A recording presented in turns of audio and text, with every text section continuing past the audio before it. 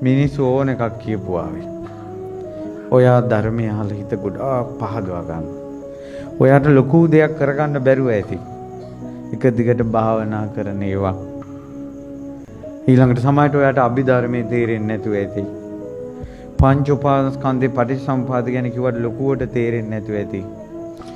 ඔයා සමහරවිට ලොකුවට ඔයා ඉගෙන ගන්නත් නැතුව ඇති.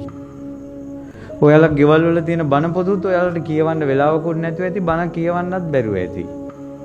ඒ වුණාට බුදුරජාණන් වහන්සේ ගැන තියෙන සද්ධාවට හානි කරගන්න එපා. ධර්මයට තියෙන සද්ධාවට හානි කරගන්න එපා. සංඝයාට තියෙන සද්ධාවට හානි කරගන්න එපා.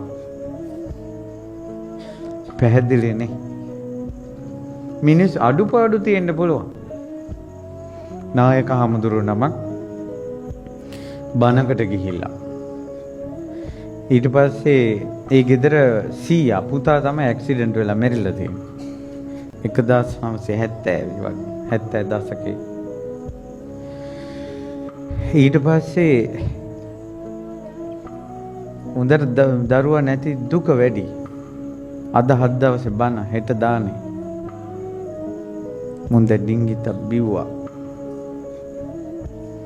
දරුවට පින් දෙන්න ඕන නිසා බණ හොඳට අහන්න ඕන කියලා ඉස්සරහින්ද ගත්තා. ඉස්සර තියෙනවා බණ කියනකොට කවුරු හරි ඔතන එක්කෙනෙක් කියන්න ඕන එහෙයි. අපේ පැත්තේ කියන්නේ උගුල්පත් දෙනවා කියලා. මෙහි මොකද්ද කියන වචනේ? ඈ? එහෙම වචනයක් නැහැ. නමුත් දැකලා තියෙනවද? ඔව්. ඉස්සරහ කෙනෙක් ඉඳලා එහෙයි. එයාගේ වැඩේ එහෙයි කියන එක තමයි. දැන් අර නායක හඳුරෝ බණ කියන්නේ අර එහෙයි කියනවා. දැන් මේක මේ හඳුරන්න වදයක්. ඊට පස්සේ උපාසක මහත්තයා නවත්තන්න ඕන එහෙයි කිව්වා. ඒ තමයි එක දිගට එහෙයි යනවා. ඊට පස්සේ දෙතුන් පාරක් කිව්ව ඇහුවේ නෑ. හඳුරන්න තරහ ගියා. හඳුර මයික් එකෙන් කිව්වා මගේ පන්සල මං හෙට දානෙට සංඝයා වඩම්මන්නේ දැන් බණත් නතර කරනවා. ඉදිරියට බණ කියන්න ඕනි නම් හෙට දානෙට සංඝයා වඩම්මන්න ඕනි නම් මේකා ගස් බැඳපන්.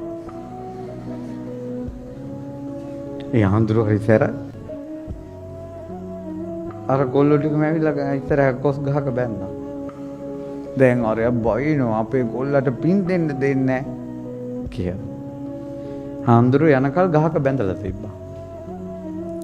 පව්වද උදේ සංඝයා ධාතු කරඬු අරන් මේනව දානෙට. අර මිනිස්සයා සුදු ඇඳගෙන සුදුරිද්ද අතීතයක් න ධාතු කරඬු ගන්න බලාගෙන ඉන්නවා. මිනිස්සයා බිව් එක පැත්තක තියන්නකෝ. හිත හොඳ මිනිස්සෙක්ද නැද්ද? සද්ධාව තියෙන කෙනෙක්ද නැද්ද?